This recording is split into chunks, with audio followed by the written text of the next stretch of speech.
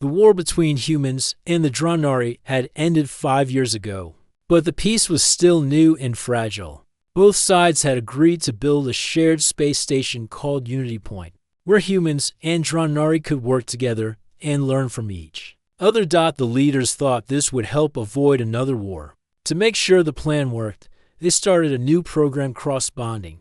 In this program, one Dronari officer and one human would live and work together for 6 months. It was meant to build trust. When General Thara, the most respected Dronari warrior, heard she was selected, she wasn't pleased. She didn't trust humans. They were too emotional, too soft. She believed strength came from discipline, not feelings. "Why must I waste time with a human?" she asked Commander Vec. Her second command. VKK shrugged. "Orders from the High Council. They believe this will show strength and unity." Thara crossed her arms. "Then I will test this human. If they are weak, they will break." In the docking bay of Unity Point, Rin, a human technician, stepped off the transport ship with a backpack and a calm smile. He wasn't a soldier. He didn't carry a weapon or wear armor. He just fixed things, ships, machines, anything broken. He was told he'd be assigned to live with a Dronari officer as part of the peace program. He had no idea that officer would be General Thara, the one known for leading battles and never losing. When Thara saw him, her brow furrowed. "This is the human," she asked. Ryan gave a small nod. "Nice to meet you. I'm Rin. You're small," Thara said bluntly. Rin smiled. "So are some of the best tools." Thara didn't laugh, but something about his calm voice made her curious.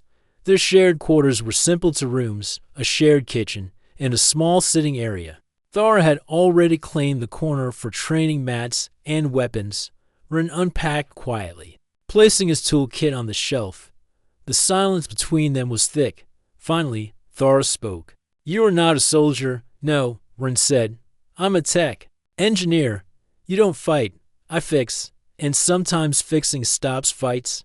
Thara didn't answer. She simply left the room to begin her drills. Later that night, the Dronari transport ship docked with mechanical issues. The power flickered in half the station.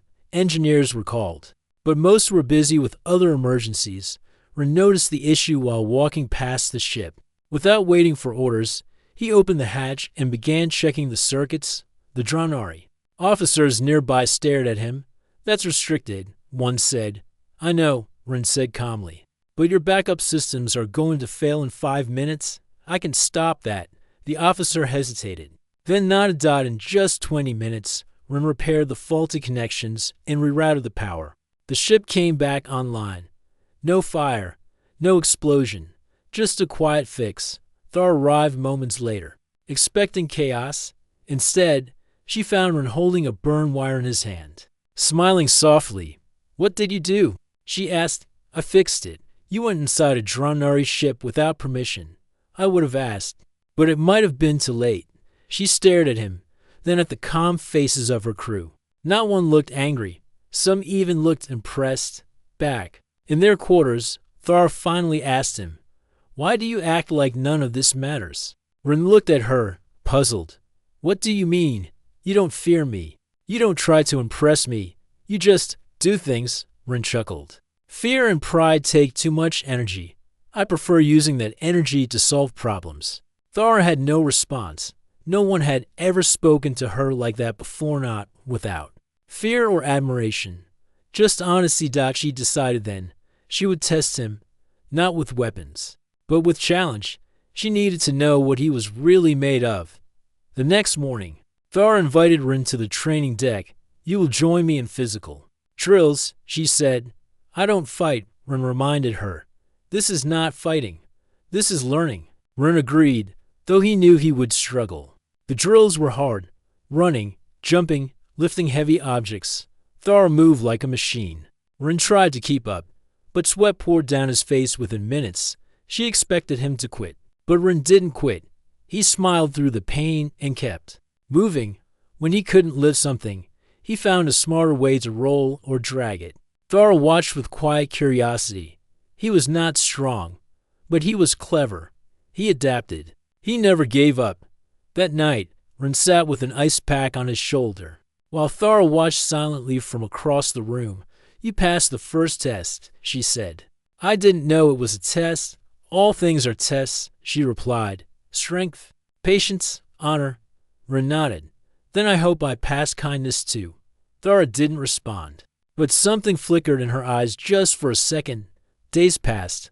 Thara continued her quiet tests. She challenged him with ancient Dranari puzzles, heavy tools, and long days with no rest. Ren never complained.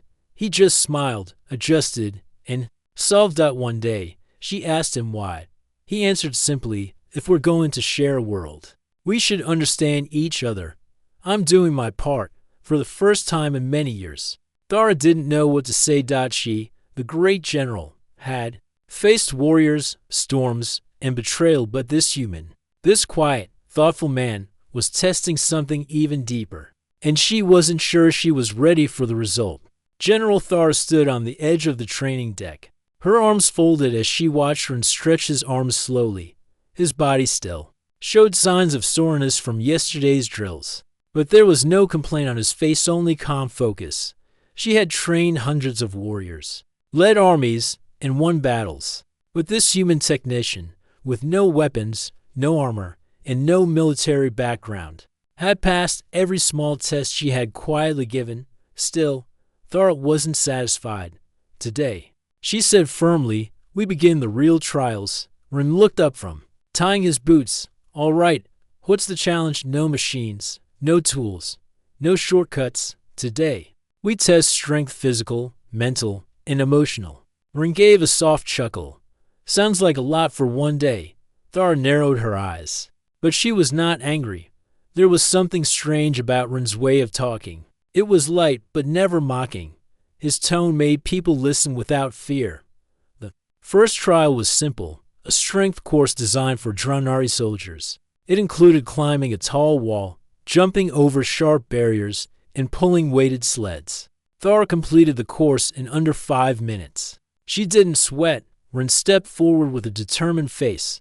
He wasn't fast, and he wasn't strong. But he was smart. He didn't climb the wall like the Dranari. He built a small ramp using metal planks nearby. It took extra time, but he made it up safely. He used the same thinking for every obstacle. Where others used force, he used planning. When he finished, Thara handed him water.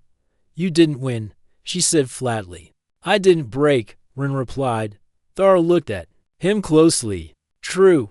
Next, they moved to the mental challenge. Thara brought out a set of ancient Dranari puzzles, each a cube that twisted and shifted into a symbol. Most Dranari needed days to solve them. Ren sat cross-legged and picked one up. Like a lock, he whispered. For an hour, he turned the pieces carefully, thinking aloud. Balance on one side, not force. Movement, not pressure. Click. The cube opened. Thara raised an eyebrow. You have done this before. No, but machines have patterns. People do too. You just have to look. Thara gave him a second, harder puzzle. He opened that one as well, slower, but still steady, for the final part of the day. Thara took him to a quiet room. This, she said, is a test of focus. We call it the Chamber of Silence. Inside, there is no sound, no light, only you. What's the goal? Ren asked. Stay inside for one full rotation, 2 hours. Many warriors cannot handle the silence. Ren nodded once. All right. He stepped inside, and the door shut behind him. 2 hours later, Thara opened the door. Ren sat quietly in the same spot, eyes closed, breathing slow. You're done, she said dire eye, and opened his eyes. That was peaceful. Thara stared. Peaceful. He stood up. Yes, I thought about my family, old friends, and stars I saw once on Earth. It was nice. Thara tilted her head. You were not afraid. No. He said simply, silence only feels scary when we fear our own thoughts. Her expression changed for a moment, soft, thoughtful, but she quickly hid it. Later that night, Thara stood on the balcony of Unity Point, looking out into space. The stars above blinked like silent watchers. She heard light footsteps. Ren walked up beside her. You didn't say anything after the silence test, he said. It surprised me. Thara admitted. Most warriors leave shaken. Some even cry. I think silence is just another kind of space. Rin said, not empty, just waiting. Thara looked at him. You see things differently. I just see what's there. Most people look for what they expect instead. The next morning, news came from Unity Command. A group of young Dranari soldiers had failed an engine training course. The officers were frustrated. Rin quietly offered to help Dot in the hangar. He showed the soldiers how to rewire a fuel port without damaging the cooling line. He used simple words, patient steps, and no shouting. Dot at first, they didn't trust him. But when their ship powered on smoothly, their eyes widened. One of them asked, "You are not a warrior. Why help us?" Rin replied, "Because we're all on the same ship now. If we don't fix things together, we sink." Thara watched the whole thing from a distance. For the first time in her long service, she felt something new, admiration for a human. Not for his strength, but for his heart. That evening, Thara and Rin sat across from each other in the common room. She placed a data pad on the table. "You passed every test," she said. "I wasn't trying to pass anything," Rin replied. "Just trying not to break anything." Thara allowed herself a rare small smile. "You confuse me," she said. "Good confusion or bad confusion? I'm not sure yet," Rin laughed softly. "That's fair." She looked at him, studying his face. "You are not like the humans I trained to fight, and you're not like the aliens I expected either." They sat quietly after that. No more tests, no more drills, just a strange understanding between two very different beings. In the days that followed, the station's crew began to notice something odd. General Thara was changing. She spoke softer.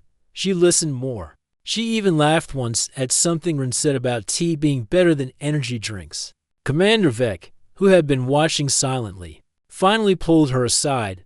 "You are growing soft," he warned. "No." Thara said, "I'm growing aware."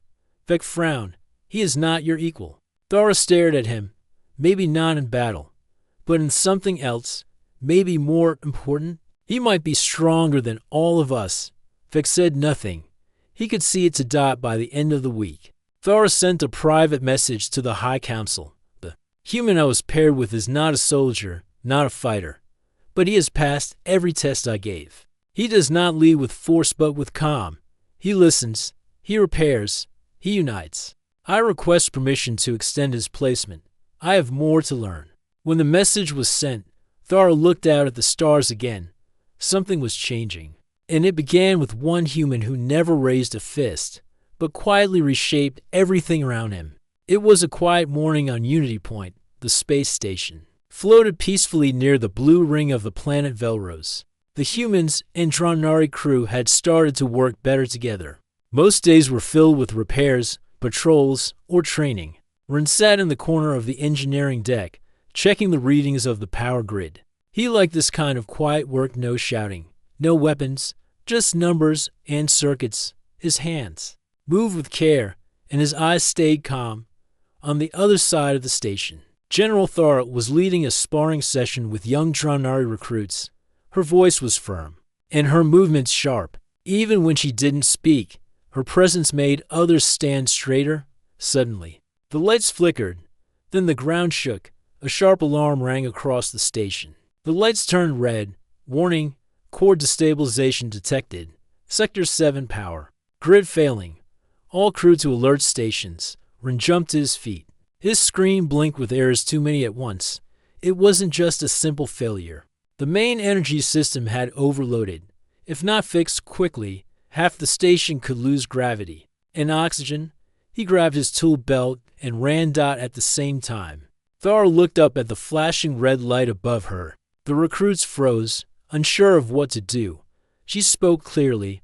"Return to quarters. Follow emergency paths. Do not panic." She tapped her comm. "Control, this is General Thara. Report status." A voice answered, shaking.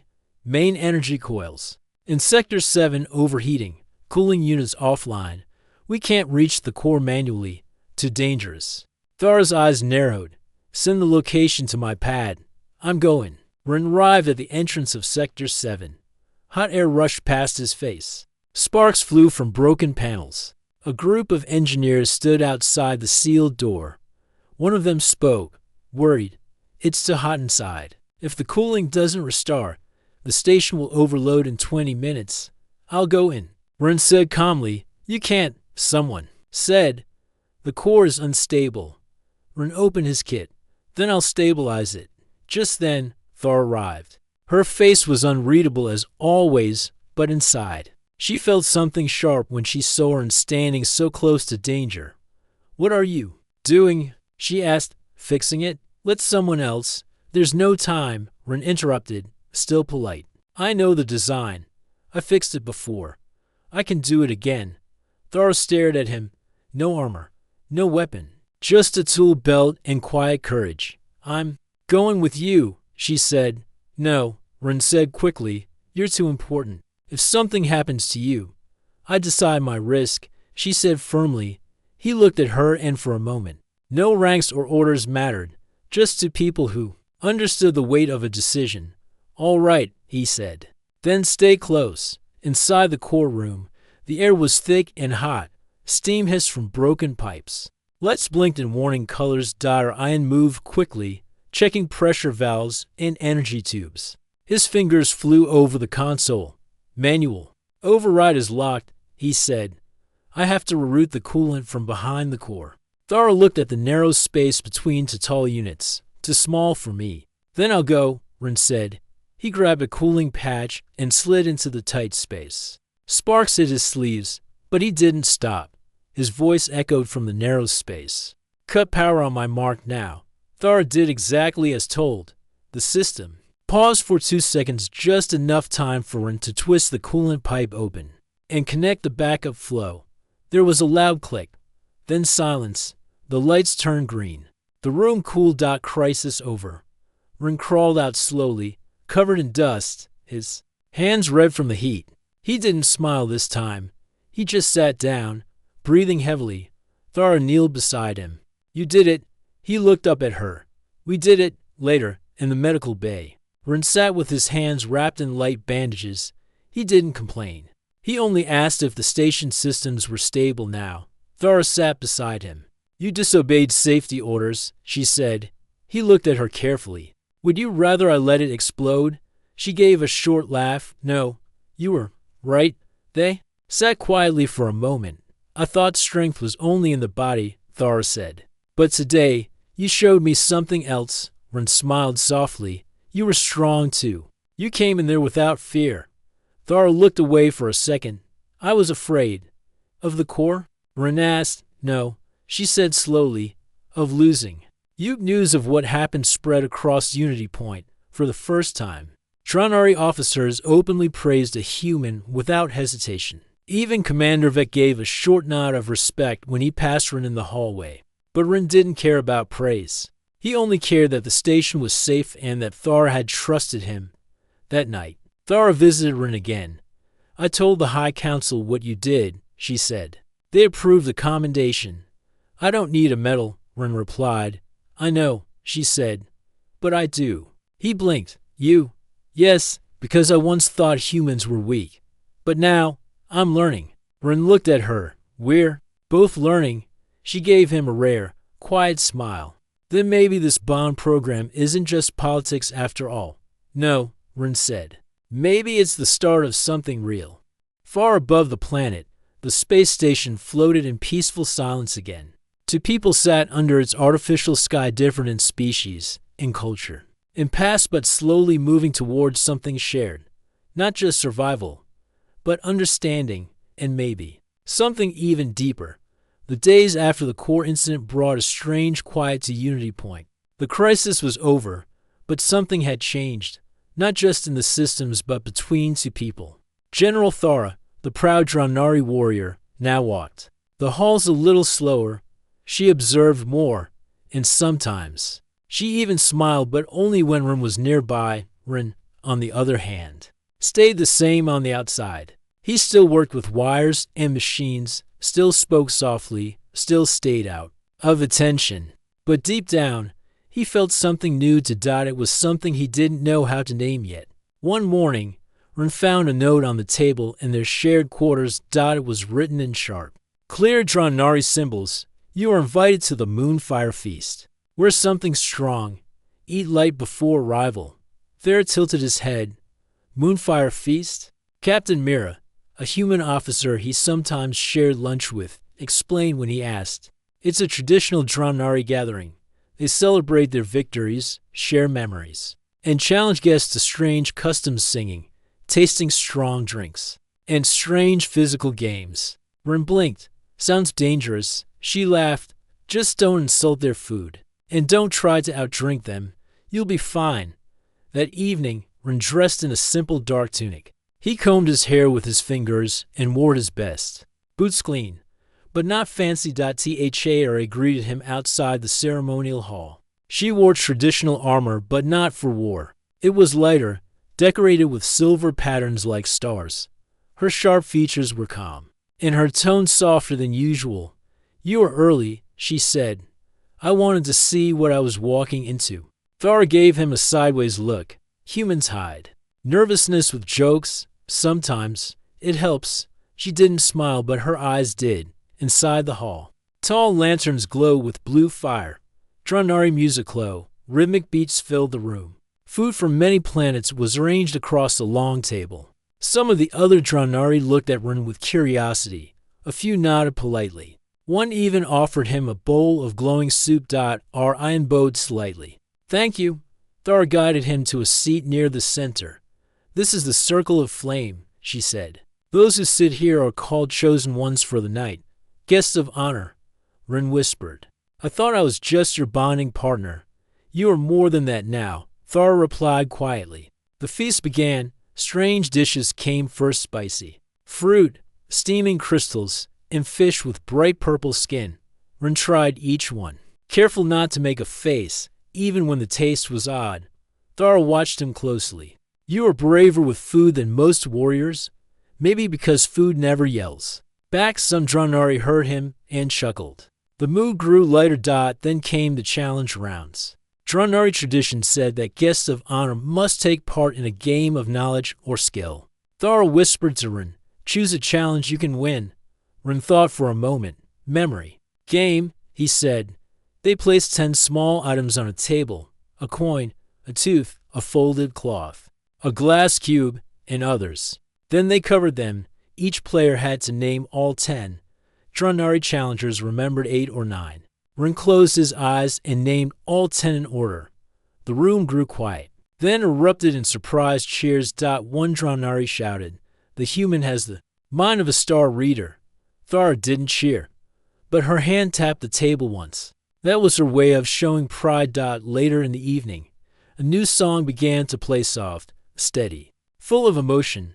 Ren watched as Dronari couples moved together in slow, ritual steps. It wasn't like human dancing. It was structured, like a silent story between two people. Thara stood.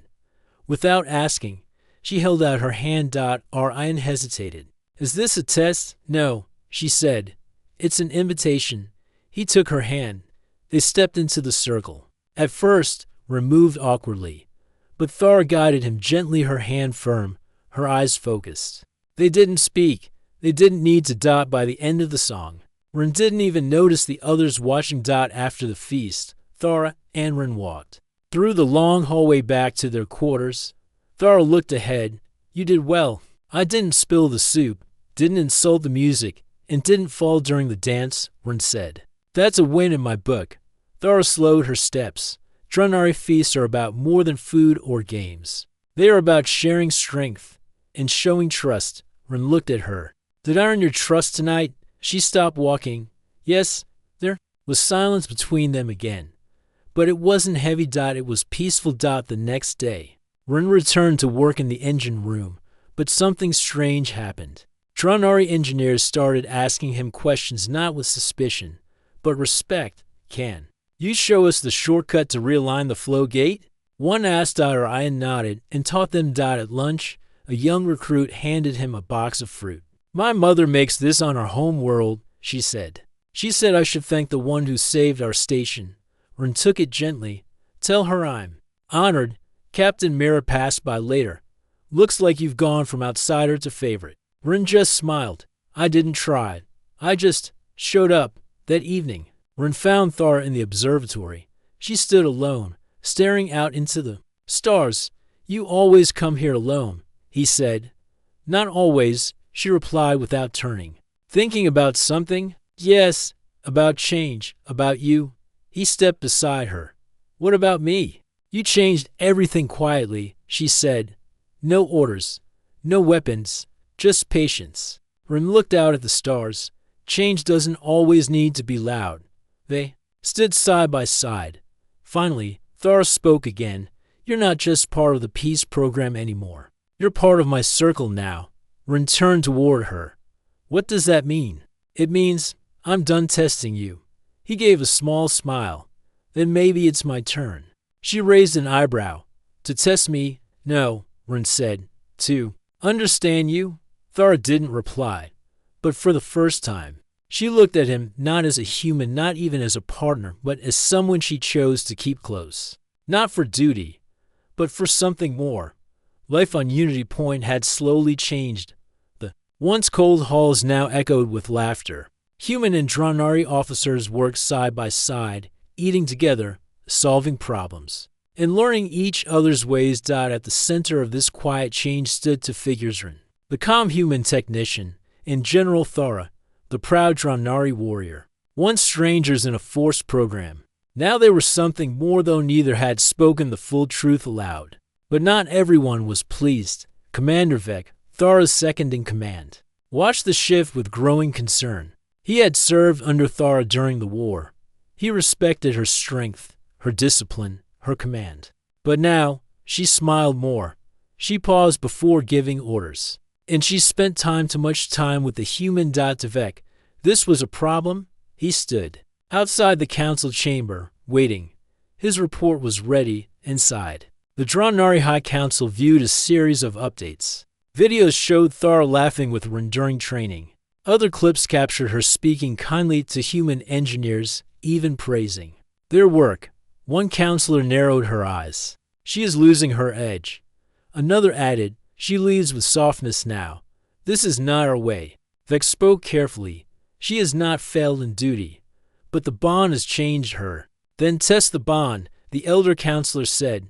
Let us see if it holds. The next day, a message arrived. Thara and Rin are summoned to speak before the council. It was not a request. It was a formal order. Rin read the message twice, then looked up at Thara. Did we do something wrong? No, she replied. But they want to know why we are working so well, and they don't think that's a good thing? She didn't answer. Her silence said enough. Before the departure, Thara trained alone in the combat hall. Her movements were sharp again, like they were before she met Rin. Rin watched from the doorway, unsure whether to speak. Finally, he stepped in. They're testing us, aren't they? Thara stopped, breathing hard. Yes, will you let them? She lowered her sword. I follow duty, Rin. Always. But what about choice? That made her pause. She turned to face him.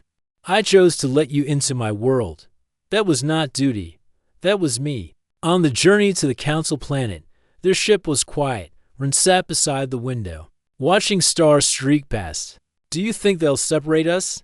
They might, Thara said. Will you stop them? She didn't answer, but her hand, for the first time, rested gently on his arm. It was the smallest touch, but Rin understood it said more than words ever could. When they arrived, the council hall was vast and cold. Giant stone walls, high ceilings, and a row of silent elders sitting above.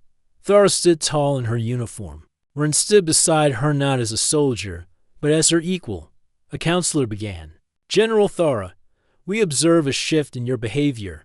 Thara replied calmly, I have adapted to peace. Or you have grown soft. She didn't react. You defend a human technician as if he is more than a partner. He is, Thara said. The room grew. Still. Another elder leaned forward, explained. Thara looked at her then turned back to the council. He was never meant to be a warrior. But he saved a ship, solved our systems, united our crew. He calmed fear without force. He built trust without demand. I tested him in every way he never failed. And what of you? A voice asked. I thought I would teach him, but I was the one who learned. There was a long silence. Then the elder counselor said, Would you leave him, if ordered? Thara looked down her eye and gently stepped forward. You don't need to answer that. He faced the council himself. I didn't come here to be a leader or to change your ways. I just wanted to help. But I've seen strength in your people, and kindness and pride. And I think I belong here now. Not because I'm strong, but because I care. Outside the hall, after the session ended, the council gave no final decision yet. As they waited, Thara and Rin stood in the garden under a silver sky. I didn't mean to speak out, Rin said. I'm glad you did. They may not accept me. Thara turned toward him. Then I won't accept their decision. Rin's eyes widened. But you said you follow duty. I do, she said. But sometimes duty changes, especially when the heart speaks louder than the law. Rin smiled slowly. That was poetic. Too poetic? She asked. No, he said. Just enough. That night, the final message arrived. The council would allow the bond to continue, but there would be more tests ahead. The message didn't bother either of them. They had faced tests before. Together, as their ship returned to Unity Point, Thara looked out at the stars. We are not finished, she said. No, Rin replied. We've only just started. For the first time, they weren't just partners in a program. They were partners in purpose, and maybe something more. Unity Point had become quieter since Thara and Rin returned from the council planet. Whispers followed them in the halls, not of fear or doubt, but of curiosity and quiet respect. The council hadn't stopped their bond, but they had warned, true unity is proven under pressure, not peace. Neither Thara nor Rin knew exactly what that meant, but they would soon find out. One morning, an urgent message arrived from the outer colony world Trellin 3, a Dronari battleship stationed. Above it had stopped responding. The last signal said there was a critical engine malfunction near the planet's orbit. If the ship's energy core failed, it would crash into the colony below, home to more than 30,000 beings. Human and Dronari alike. The nearest rescue teams were 6 hours away, but Thara and Rin were only 2 hours out. The station commander called a quick meeting. We can't wait, General Thara. Your experience makes you the best choice to lead. And Rin, your work on the core system may help restart their engine. Thara nodded. We will leave immediately. Rin looked at the screen. Do we know what caused the damage? No, the commander said. But the battleship runs an old system, same design you fixed during the last failure. That's why we need you. Rin gave a quiet breath. All right, I'll do my best. You always do, Thara said. Their shuttle soared through deep space, faster than light. Heading toward the drifting battleship. Inside, Rin checked his tools, tightened his gloves, and looked over the ship's schematics. Thara watched him silently. You're nervous, she said. Of course, Rin replied. A city could be destroyed if I mess up. You won't. You sound sure. I am? Rin paused. Why? Thara met his eyes.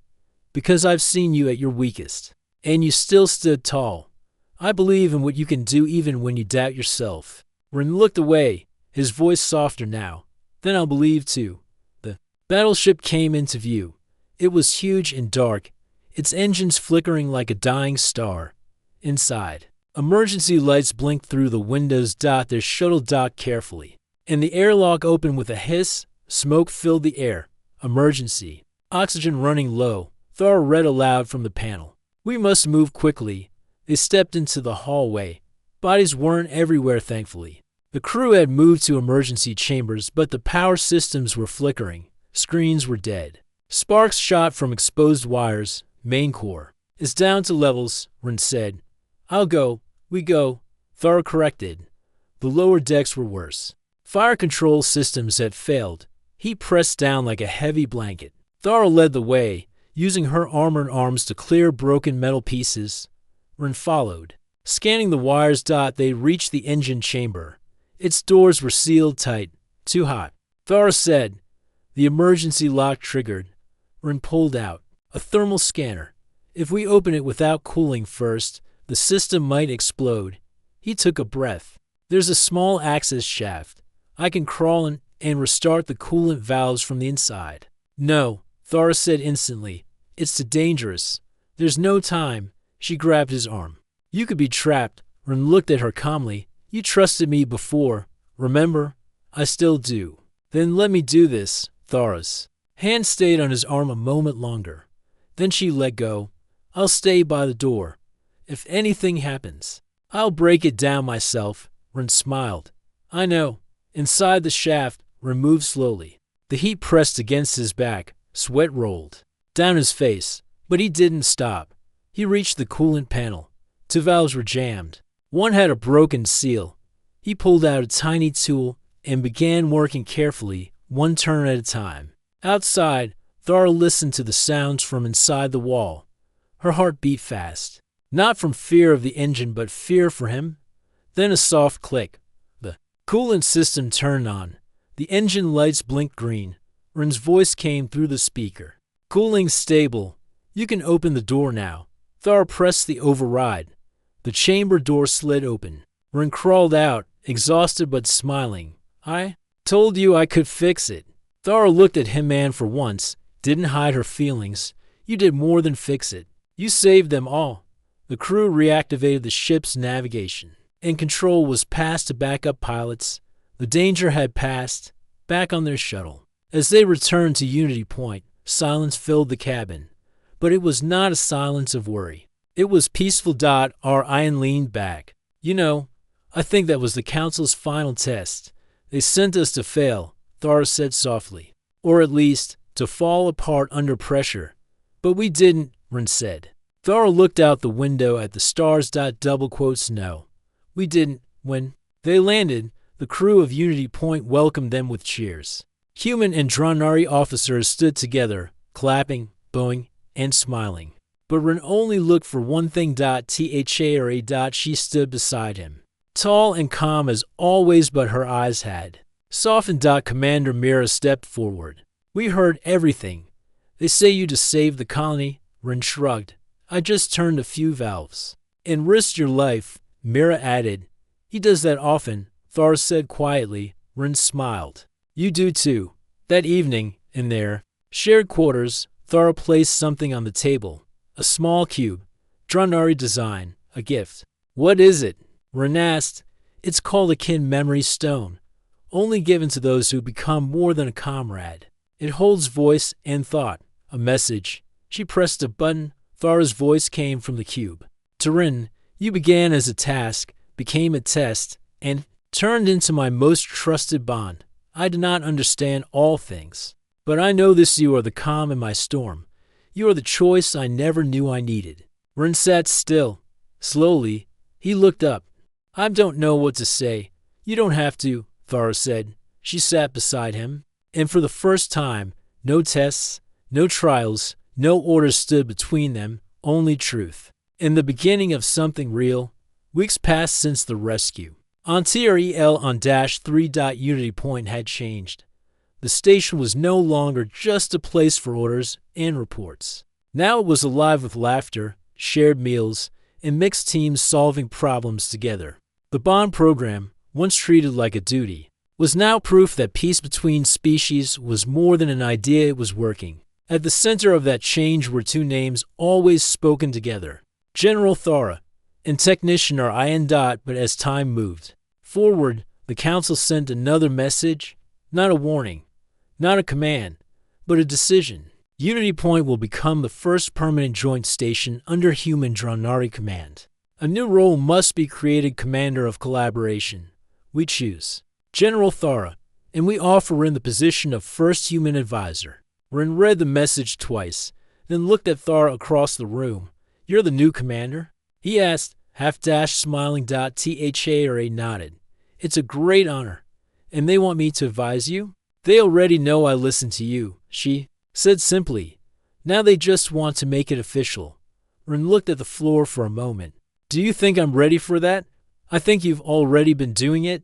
That evening, there was a small gathering in the observatory deck. The ceiling panels showed the stars above, and the room lights were dimmed to match the colors of a drifting nebula. Human and Dronari officers stood together in quiet celebration. No speeches. Just respect.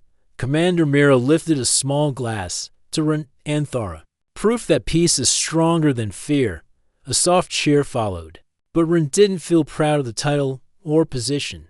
He only felt one thing that he and Thara had. Build something real together.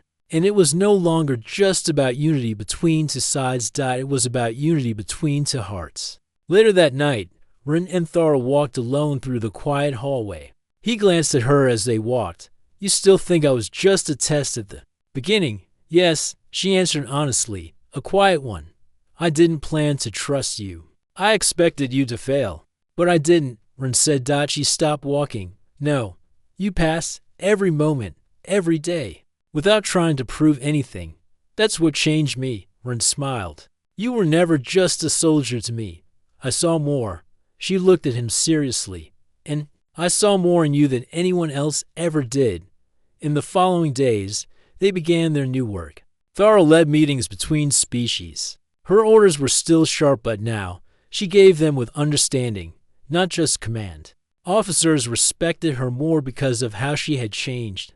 Ren created new learning systems, so humans and Dronari could share tech, food, and ideas. He added soft music to the halls, planted real green plants in empty corners, and built small spaces where people could sit and talk. His changes were quiet, but powerful. Together, they made the station feel like home. One afternoon, Ren received a personal message from Earth. It was short and simple. We are proud of you. Come visit sometime, but only if your alien general lets you go. He smiled at the message. Thara noticed. Family, yes, they're happy. They should be. Ren looked at her. Would you ever want to visit Earth? I've studied it. It seems strange. You like it? We have soft trees, sweet drinks, and stars you can see with your own eyes. Thara thought for a moment. If I went, would you come with me? Ren nodded. Every step. She gave a rare smile. Then maybe one day, I will. One evening, they stood again in the observatory, where their story had often returned. The stars outside blinked quietly. Do you remember? Thara asked. The first thing I said to you when we met? You said I was soft and slow. I was wrong, Ren chuckled. And I thought you were just a war machine. Also wrong. She said. Silence settled between them. Then Thara turned toward him fully. I've stopped testing you. But I haven't told you something yet. What's that? She took a breath.